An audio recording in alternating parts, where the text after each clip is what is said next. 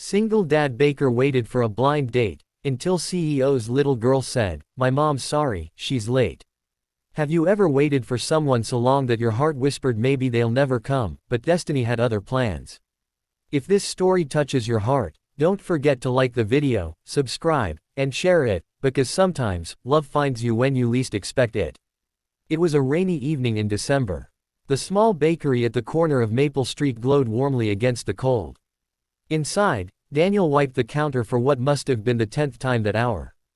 Flour dusted his apron and his hands, signs of a man who'd built his life from the oven up. A single dad with a 7-year-old daughter, Lily, he worked every day from dawn till dusk, kneading dough and dreams together just to make ends meet. Tonight, though, wasn't just about cinnamon rolls or customers. Tonight was different. He had a blind date. His friend Emily had insisted he try meeting someone. "You've given everything to Lily," she'd said, "but you deserve someone to take care of you too." So, Daniel had closed the bakery early, put on a clean shirt, and even trimmed his beard. The little cafe tables he'd set up by the window were lit with soft fairy lights. Outside, snow began to fall like tiny pieces of forgotten magic. Minutes turned into an hour. The clock ticked past 8. The cafe had emptied, and the only sound left was the hum of the heater and the quiet sighs Daniel didn't want to admit he was making. Maybe she wasn't coming. Maybe she'd taken one look at the place, a small bakery instead of a fancy restaurant, and changed her mind. He started to pack up when the bell over the door jingled.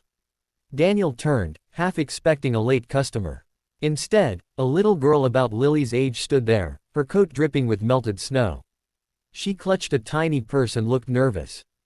Mister," she said softly, eyes darting around the bakery. "My mom's sorry she's late." Daniel blinked, confused. "Your mom?" The little girl nodded earnestly. "Yes, she told me to tell you not to leave. She's just parking the car." Before he could ask more, the door opened again, and in walked a woman who seemed to carry the room's light with her. She had dark hair pulled back neatly, her suit slightly damp from the rain, and eyes that looked both tired and kind. "I'm so sorry," she said, catching her breath. "The traffic was terrible, and my meeting ran over. I'm Claire." Daniel froze for a second. This was his date. The CEO, Claire Addison. He recognized her from the local paper, a powerful businesswoman known for her sharp mind and even sharper schedules. He felt instantly underdressed, standing there in his flour-stained apron. "It's okay," he managed, smiling shyly. "I'm Daniel. And this must be your daughter." The little girl grinned. "I'm Ella. Mommy said we're meeting a nice man who makes cupcakes." Claire gave a small laugh, embarrassed. "I didn't have time to find a sitter. I hope you don't mind." "Of course not," Daniel said warmly. "Lily's upstairs reading. Maybe they can play while we talk." Soon, laughter echoed from the corner where Lily and Ella built towers out of cookie cutters, and the two adults sat down with coffee and warm bread. Conversation started awkwardly but soon flowed easily. Claire admitted she hadn't gone on a date in years. Her husband had passed away suddenly, and between grief and business, she'd forgotten what quiet moments like these felt like. Daniel nodded, understanding too well. He'd lost his wife to illness when Lily was just 2. His bakery wasn't just his work, it was his therapy. "Every loaf I bake," he said softly, "reminds me that broken things can rise again." Something in that line made Claire go silent. For a long moment, they just looked at each other, surrounded by the comforting scent of sugar and cinnamon. Outside, snow blanketed the streets. Inside, something else was quietly thawing, the walls around their hearts. As the evening went on, Claire loosened up, even helped him frost a batch of cupcakes. Her laughter, once restrained, became free and full. Ella and Lily ran between them, giggling, their hands sticky with icing. When it was finally time to go, Claire lingered at the door. "You know," she said softly, "I haven't felt this kind of peace in years." Daniel smiled. "Maybe you just needed a little sweetness in your life." They exchanged numbers, promising to meet again. And they did, once, then twice, then many more times. Claire started visiting the bakery with Ella after school. Sometimes she'd roll up her sleeves and help Daniel knead dough.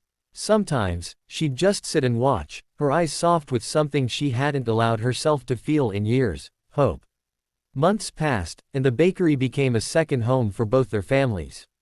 On Lily's 8th birthday, Claire surprised Daniel with a custom-made sign that read, "Sweet Rise Bakery, where love is baked fresh daily."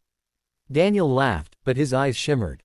He looked at her, really looked, and realized this wasn't just another customer, another kind stranger.